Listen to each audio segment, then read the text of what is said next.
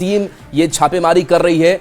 वित्तीय अनियमितता मामले में ये रेड चल रही है। 6 वाहन से सीबीआई टीम यूनिवर्सिटी पहुंची हुई है। तो सेंट्रल यूनिवर्सिटी में छापेमारी, रांची से ये बड़ी खबर, जहां सीबीआई की टीम पहुंचकर छापेमारी कर रही है। वित्तीय अनियमितता को लेकर के ये रेड की जा रही है। सीबीआई की टीम, बताया जा रहा है कि 6 वाहन के साथ पहुंची हुई है। ओम प्रकाश हमारे साथ न्यूज 18 संवाददाता फोन लाइन पर है। ओम प्रकाश, क्या वित्तीय अनियमितता का मामला और रेड को लेकर अपडेट क्या? जी, बता दें पीयूजे का वित्तीय अनियमितता की कई मामले जो हैं वो सामने आए हैं और इसी को लेकर, वित्तीय अनियमितता को लेकर ही जो सीबीआई की टीम है वो फिलहाल यूनिवर्सिटी कैंपस पहुंची हुई है और तमाम कागजातों को खंगाला जा रहा है। खासतौर से जो आय व्यय और जो वहां पर इन्वेंट्री है, उन तमाम चीजों की जांच की जा रही है। बता दें कि वहां पर कई मद में जो है उसमें खर्चे दिखाए तो गए हैं, लेकिन कई बार इस तरह के सवाल भी उठे हैं कि उन खर्चों के पीछे भ्रष्टाचार है। तो इन तमाम चीजों को लेकर फिलहाल सीबीआई की टीम जांच करने पहुंची है। अब देखना होगा कि जांच में क्या कुछ चीजें सामने आती हैं और किस तरह से ये पूरी कार्रवाई में आगे क्या कुछ कदम जो है वो सीबीआई के द्वारा उठाए जाते हैं। जी, शुक्रिया ओम प्रकाश इस अपडेट के लिए आपका।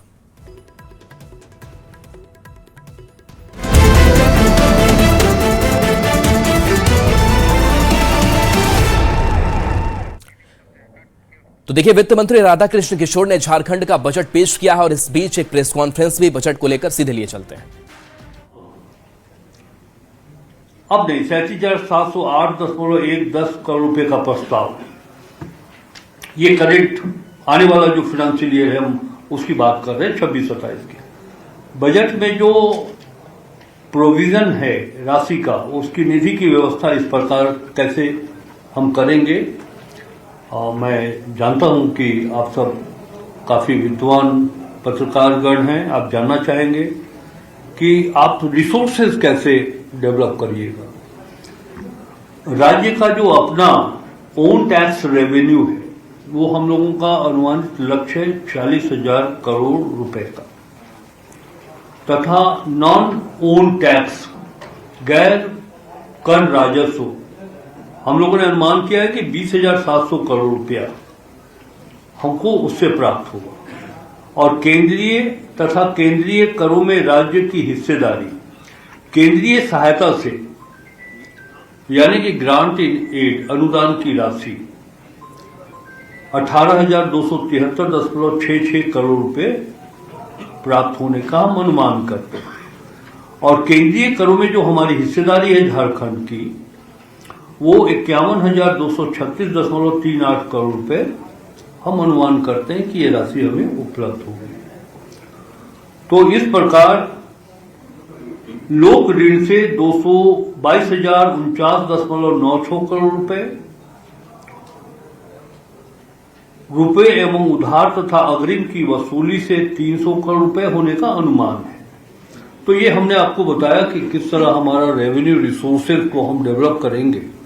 जो हमारा बजट साइज है 1,58,560 करोड़ रुपए का, तो ये हमने बताया है कि साहब स्टेट सेक्टर से, सेंट्रल सेक्टर से किस तरह हमें पैसा उपलब्ध हो पाएगा। 26-27 में राजकोषीय घाटा 13,595.96 करोड़ रुपए होने का अनुमान है, जो कि जीएसडीपी का 2.18% है। बहुत क्लियर है। जो निर्धारित सीमा है कि 3% से अधिक राज्यों को ऋण लेने का इस एक्ट के अनुसार प्रावधान नहीं है, तो हम विद इन लिमिट है। अभी भी ये राज्य को अगर आवश्यकता पड़े तो हम मार्केट बोरोइंग कर सकते हैं, हम बाजार से ऋण ले सकते हैं, और तब भी हमारी जो सीमा है वो निर्धारित 3% की सीमा के अंदर ही हम रह सकते हैं। ये एक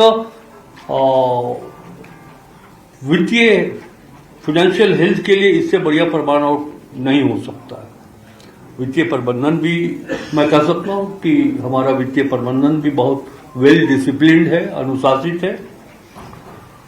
वर्तमान मूल्य पर झारखंड का जीएसडीपी 24-25 में लगभग 5,16,000 करोड़ रुपए रहा।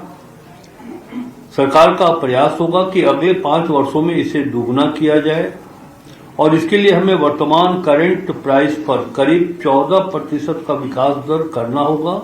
इस बात को हम जानते हैं। स्थिर मूल्य पर यह करीब 9 से 10% का विकास दर होगा, ऐसा हम अनुमान करते हैं। 14.1% की लक्षित विकास दर राज्य के मौजूदा संसाधनों का उपयोग करके बाहरी कारकों, विशेष रूप से सूखे के प्रभाव को निष्प्रभावी करके और विकास को बढ़ावा देने वाले उपायों को लागू करके हासिल की जाएगी। इसी तरह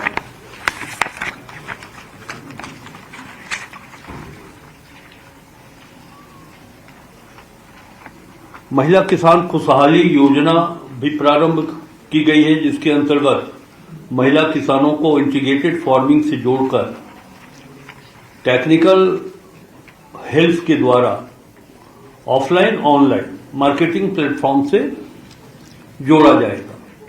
ये हमारी तो देखिए, वित्त मंत्री राधाकृष्ण किशोर ने झारखंड का बजट पेश किया और इस बार के बजट को अबुआ देशोम बजट नाम दिया गया।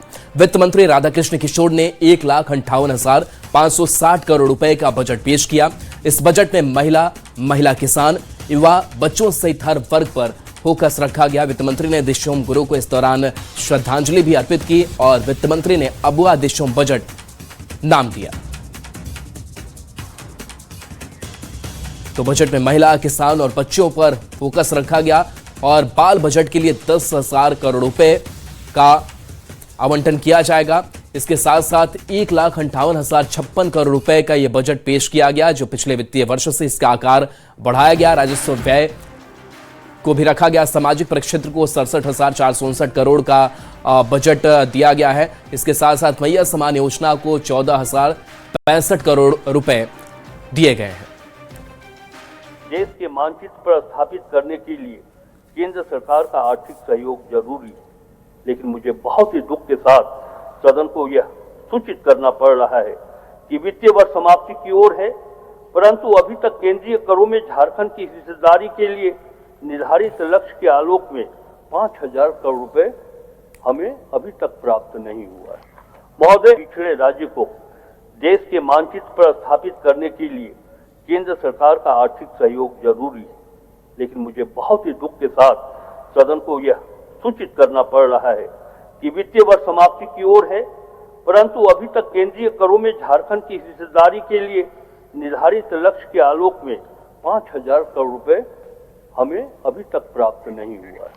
महोदय, पिछड़े राज्य तो बजट पेश करने से पहले वित्त मंत्री ने दिशोम गुरु शिबू सोरेन को याद किया। उन्होंने कहा कि आज शिबू सोरेन की कमी खल रही है। शिबू सोरेन को श्रद्धांजलि अर्पित करता हूं। तो देखिए, शिबू सोरेन को समर्पित ये बजट रहा और नाम भी उन्हीं के ऊपर इस बजट का दिया गया। और राज्य की जनता को एक सामाजिक राजनीतिक व्यक्तित्व की कमी खल रही है, और वह व्यक्तित्व है दिशोम गुरु स्वर्गीय शिबू सोरेन जी।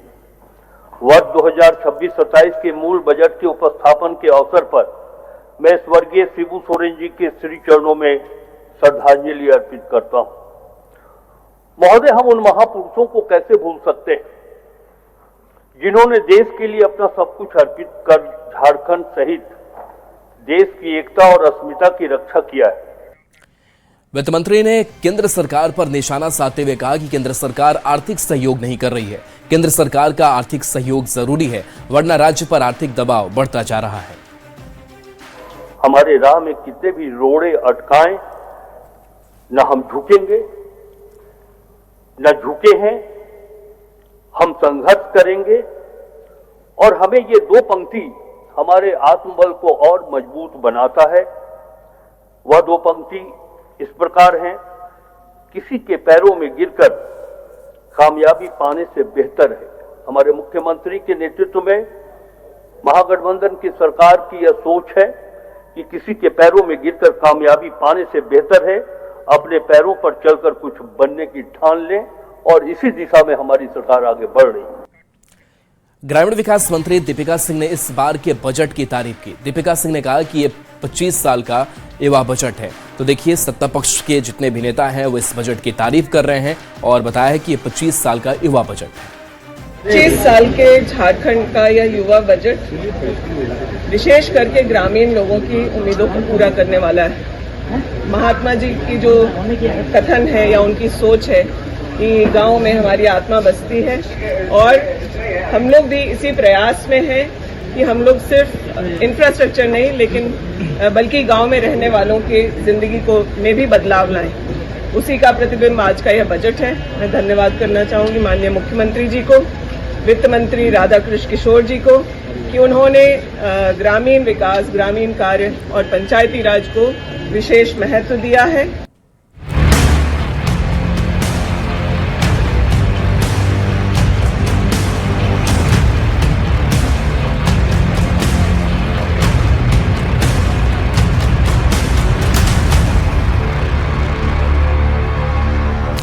और देखिए, चतरा से बहुत दुखद खबर सामने आई, जहां सोमवार की देर शाम एक एयर एम्बुलेंस क्रैश हो गई। इस हादसे में 7 लोगों की मौत हो गई। एयर एम्बुलेंस रांची से दिल्ली जा रही थी, तभी चतरा में क्रैश हो गया। हादसे में जिन लोगों की मौत हुई है उनमें 2 पायलट, एक डॉक्टर और मरीज शामिल थे। चार्टर्ड विमान से मरीज को दिल्ली ले जाया जा रहा था। मरीज संजय कुमार लातेहार के रहने वाले थे और गंभीर रूप से जल जाने के बाद रांची के एक अस्पताल में भर्ती थे। उन्हें बेहतर इलाज के लिए एयर एम्बुलेंस से रांची ले जाया जा रहा था, लेकिन 23 फरवरी की शाम रांची के बिरसा मुंडा एयरपोर्ट से जैसे ही विमान ने उड़ान भरी, कुछ ही देर बाद विमान का संपर्क एटीसी से टूट गया और विमान लापता हो गया। कुछ देर बाद पता चला कि एयर एम्बुलेंस चतरा के जंगल में क्रैश हो गया है। इस विमान में मरीज संजय कुमार के साथ उनके 2 परिजन, एक डॉक्टर विकास कुमार गुप्ता जो बिहार के रहने वाले थे, एक नर्सिंग स्टाफ शामिल थे। विमान के क्रू मेंबर की बात करें तो 2 पायलट थे, जिनमें कैप्टन विवेक विकास भगत और कैप्टन सवरजदीप सिंह शामिल थे। हादसे के बाद जांच के लिए दिल्ली से विशेषज्ञों की एक टीम चतरा पहुंच रही है। फिलहाल विमान के मलबे से सभी शवों को निकाल लिया गया है। मौसम के कारण या फिर थंडरस्टॉर्म के कारण ये पूरी सुशांत हमारे साथ न्यूज 18 संवाददाता फोन लाइन पर जुड़े हुए हैं। सुशांत, दिल्ली से एक टीम भी क्या वो पहुंच चुकी है जो जांच करेगी इस मामले को लेकर? देखिए, फिलहाल अगर घटनास्थल की बात करें तो यहाँ पर किसी प्रकार का कोई टीम अब तक नहीं पहुंची है, लेकिन अगर सुरक्षा के दृष्टिकोण से अगर बात किया जाए तो इस जगह को जो है जो पुलिस जवान है वो अपने सुरक्षा के घेरे में ले लिए हैं, क्योंकि भीड़ भी जो है वो काफी अनकंट्रोल हो रही है। ग्रामीणों की लगातार भीड़ बढ़ रही है। लोगों से अपील किया जा रहा है कि आप जो है मलबे के समीप ना जाएं। जी, तो ये सुबह ही कहा जा रहा था कि 8:30 बजे रवानगी होगी दिल्ली से एविएशन टीम की, लेकिन देरी इतनी क्यों हो रही है?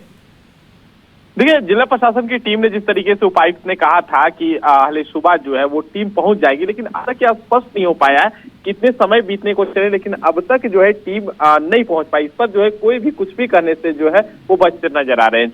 जी, तो क्या वहां कुछ सबूत के लिए या फिर हादसा किस वजह से हुआ, इसकी जानकारी इकट्ठा करने के लिए वहां कोई टीम काम कर रही है?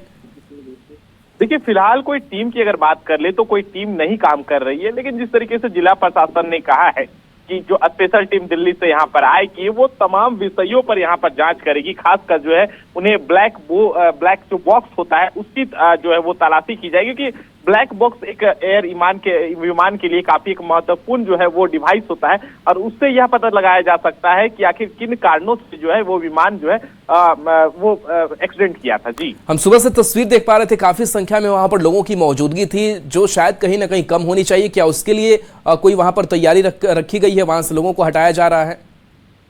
देखिए, सुरक्षा बल की बात करें तो जो सुरक्षा बल है फिलहाल जो विमान का मलबा है उसके आसपास है। लोगों से लगातार यह अपील किया जा रहा है कि आप इस जगह से जो है साइड हट जाए, क्योंकि जो विमान का ईंधन था वो भी गिरा था, तो कहीं ना कहीं एक ज्वलनशील पदार्थ होता है। लेकिन भीड़ की जो है वो संख्या लगातार बढ़ती जा रही, क्योंकि ग्रामीण क्षेत्र है। ग्रामीण क्षेत्र में जो है वो ललायित है कि आखिर कौन प्लेन था, क्या था, ये सब देखने के लिए लोगों की लगातार जो है वो भीड़ घटनास्थल पर बढ़ रही है। जी राहुल, 7 शवों को यहाँ से निकाल लिया, क्या कोई पोस्टमार्टम वगैरह की भी प्रक्रिया चल रही है और कुछ और भी जांच आगे बढ़ रही है इस तरफ? जी, अगर बात करें तो सूर्योदय से पहले ही जो है सभी 100 को जो है यहाँ से पोस्टमार्टम के लिए चतरा सदर अस्पताल के लिए लेते जाया गया। वहां पर पोस्टमार्टम की जो है वो प्रक्रिया की जा रही है। अगर परिजनों की बात करें तो वो जो है सदर अस्पताल में मौजूद है। जी, चलिए, शुक्रिया सुशांत इस अपडेट के लिए आपका। बताई जा रही है कि विमान दिल्ली की तरफ तो विमान दुर्घटना जांच ब्यूरो यानी कि एएआईबी टीम ने रेडबर्ड एयरवेज प्राइवेट लिमिटेड के दिल्ली स्थित ऑफिस पहुंची। बता दें कि चतरा में रेडबर्ड एयरवेज प्राइवेट लिमिटेड का Beechcraft C-90 aircraft VTAJV crash हुआ था, जिसमें 2 क्रू मेंबर सहित 7 लोगों की मौत हो गई है। तो देखिए, लगातार अब जो जांच है वो आगे बढ़ रही है, लेकिन एक सवाल अभी भी बना हुआ है कि जिस एविएशन टीम के सुबह ही आने की बात दिल्ली से कही जा रही थी, आखिर वक्त काफी बीत गए, घंटों बीत गए, लेकिन इसके बावजूद ये एविएशन टीम कहां है, जो जांच टीम है, विशेषज्ञ की टीम है, वो कहां है। वहीं इस हादसे को लेकर मौसम विभाग के वैज्ञानिक से जब बात की गई तो वैज्ञानिक डॉक्टर बाबूराज ने जानकारी देते हुए बताया कि खराब मौसम को लेकर पहले से ही निर्देश जारी कर दिया गया था। जिस जगह घटना हुई उस जगह मौसम बिगड़ने के पूर्वानुमान थे, साथ ही बारिश और ठंडा को लेकर भी अलर्ट जारी किया गया था। अब बड़ा सवाल ये उठता है कि जब मौसम खराब होने के पूर्वानुमान थे तो आखिर प्लेन उड़ाने की अनुमति किसने और क्यों दी। कल के बारे में बोलेगा तो हम सफिशिएंट वार्निंग और पूर्वानुमान दिया था, और झारखंड के लिए कहीं कहीं पर वो गर्जन के साथ वर्षा होने की संभावना हम कल चेतावनी और पूर्वानुमान दिया था, और उसी वजह से वो उस जगह में वो थंडरस्टॉर्म एज वेल एज वो rain occurred as per our report. वहाँ पे बारिश भी हुआ था और वज्रपात भी हुआ था। अब रांची के देव कमल अस्पताल के डॉक्टर की भी बात सुनिए, जो रांची में संजय कुमार का इलाज कर रहे थे। सुनिए आखिर क्यों संजय कुमार को रांची से दिल्ली भेजा गया था। 16 फरवरी को जल करके हमारे यहाँ एडमिट हुए थे वो, और तब से हमारे यहाँ इलाज चल रहा था, आईसीयू में थे और 60% बर्न्स के आसपास था। तो आप समझ रहे हैं कि थोड़ा मामला क्रिटिकल होता है। रिलेटिव लोगों से बातचीत चल रही थी, फिर उन लोगों ने फैसला किया कि हम दिल्ली ले जाना चाहते हैं। हमने कहा हम नहीं रोकेंगे, आप जा सकते हैं।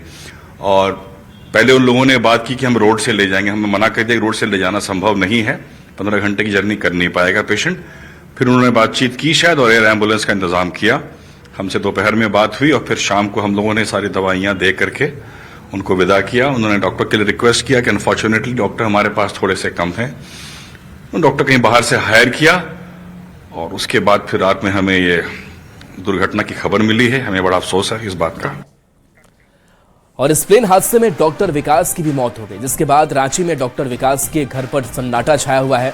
रांची के कचहरी में डॉक्टर विकास अपने पूरे परिवार के साथ रहते थे। उनके साथ उनकी पत्नी मीना और उनके बेटे रहते थे। आज सुबह से डॉक्टर विकास का घर खाली है। डॉक्टर विकास के पड़ोसी बताते हैं कि विकास बड़े ही मृदुभाषी थे, सभी से मिलकर रहते थे। कौन कौन रहता था घर में? 3 जन रहते थे, पति पत्नी एगो बच्चा। तो कल भी आप आए थे? हाँ, कल। कितने बजे आप आए थे? हम सुबह में 8 बजे आते हैं सर। जिस टाइम में अभी आए हैं उसी समय। तो आज क्या था? ऊपर में गए तो क्या लॉक था, खुला, कोई नहीं है। कोई नहीं है? नहीं। डेली आते हैं? हाँ, डेली आते हैं। उनकी वाइफ कैसी थी? वो भी अच्छी है। शाम में आते थे? नहीं, शाम में नहीं है, सुबह में। वो स्टेट बैंक ऑफ इंडिया में ऑफिसर के पद पर थी, और एक छोटा सा बच्चा था मेहुल। हाँ, तो यही 3 परिवार यहाँ थे। 1-2 मेड उनके यहाँ काम करने। हाँ जी सर, डॉक्टर विकास कुमार गुप्ता के मैं फादर हूँ सर। अच्छा, घर में कौन है? मेरा एक लड़का है सर, छोटा सुभाष, मेरा लड़का सुभाष कुमार। क्या लास्ट बात कब हुआ था आपसे? लास्ट हमसे बोले कि जा रहे हैं दिल्ली मरीज लेके, 7-11 में लैंड करना है। इसके बाद से हमको 9 बजे पता चला डॉक्टर लोग से, सदर अस्पताल के डॉक्टर से सर, कि आपका बेटा नहीं रहा है, स्केच कर गया एरोप्लेन। सर डिमांड है सर, अनाउंस हो गया सर, मैं खेतवाली बेच के बाहर था सर, खेतवाली बेच के बाहर थे सर, उसी सरकार से देखा जाए सर। चतरा के सिमरिया में हुए एयर एम्बुलेंस विमान हादसे में सिमडेगा के युवक ध्रुव की भी मौत हो गई। हादसे के बाद से सिमडेगा में शोक की लहर है। जानकारी के मुताबिक ध्रुव अपने मामा संजय का इलाज करवाने के लिए सिमडेगा से रांची निकला था और फिर देर शाम हादसे में उसकी मौत हो गई। ध्रुव अपने माता पिता का इकलौता बेटा था और उनके पिता एक राशन की दुकान में काम करते हैं। घटना के बाद पूरा परिवार देरा सिमरिया के लिए रवाना हुआ। तो कल गाड़ी में निकल रहे थे तो पूछे उनका माता से कि कहाँ जा रहा है बाबू, तो बोले कि मेरा भाई जल गया है। इसी चलते तो फिर पूछे कि कैसे जला, कहाँ ले जा रहा है, तो रांची जा रहा है मेरा बेटा। सब देखल सुनल है कह के रांची से लौट के चल आएगा सब कुछ करके दिल्ली के। जानकारी मिली तो उनके माता पिता रोने लगे, बिलखने लगे, तो बगल में ही रहते थे। सब कोई हम लोग निकले क्या हुआ, तो फिर पता चला कि ऐसा ऐसा हो गया। सो रांची से दिल्ली जा रहे थे लेकिन प्लेन किसी क्रैश कर गया, वही जानकारी मिला उनको। किसी गुप्त सूचना के आधार पर फोन आया था और रोने बिलखने लगे। एयर क्रैश हादसे में मृत ध्रुव कुमार के पिता दिनेश कुमार ने कहा कि वह सुबह करीब 7 बजे सिमडेगा से गया था। मेरे बेटे की शाम को रांची से फ्लाइट थी।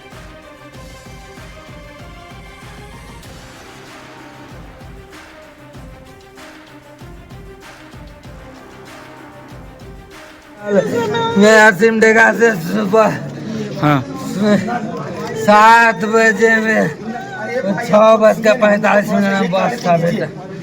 गाड़ी धारे बेटा मेरा रांची से गया, सिमडेगा से गया तो मेरा बेटा। अरे बेटा मोर बेटा रे। बढ़ते आगे चाईबासा से बड़ी खबर, जहां नाबालिग के साथ गैंगरेप की घटना हुई है। पुलिस ने 3 आरोपी को इस मामले में गिरफ्तार किया है। सहेली के घर पर्व मनाने नाबालिग गई हुई थी। पीड़ित को अगवा कर गैंगरेप की घटना को अंजाम दिया गया। तातनगर थाना क्षेत्र का यह मामला बताया जा रहा है। तो नाबालिग के साथ गैंगरेप की घटना हुई है। पुलिस ने 3 आरोपी को गिरफ्तार किया है, जिनकी तस्वीर आप देख रहे हैं। सहेली के घर पर्व मनाने के लिए ये नाबालिग गई हुई थी। पीड़ित को अगवा कर इस घटना को अंजाम दिया गया है।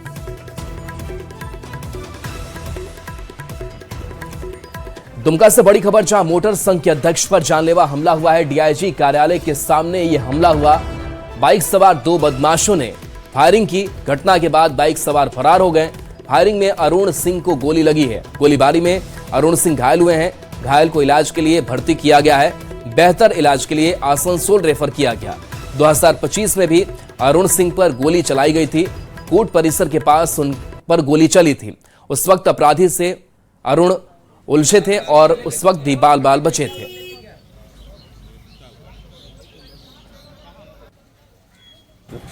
सुबह 6 बजे का घटना है।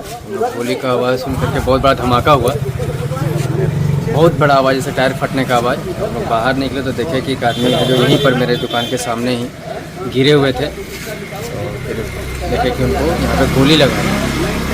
वो उधर से घर से आ रहे थे तो हम लोग को मैंने घटना होने के बाद पता चला, एक पेपर बेचने वाला होकर था, वो बताया कि वहाँ पर अरुण भैया को गोली मार दिया है। हम लोग सब बस स्टैंड में थे, फिर उधर गए, उठा के फिर यहाँ हॉस्पिटल आए। यहाँ पे थोड़ा सा ये ट्रीटमेंट हुआ, डॉक्टर नहीं थे, इसी के चलते हम लोग फिर वहाँ पे उनको लेकर आसनसोल। कितना देर यहाँ पर रहे और डॉक्टर? यहाँ पर करीब 1 घंटा। कोई डॉक्टर थे यहाँ पे? कोई डॉक्टर नहीं। संथाल परगना मोटर मजदूर संघ के अध्यक्ष हैं, उनको गोली मारा गया है, पीठ में गोली लगी है। सदर अस्पताल दुमका में किसी प्रकार की कोई व्यवस्था नहीं है।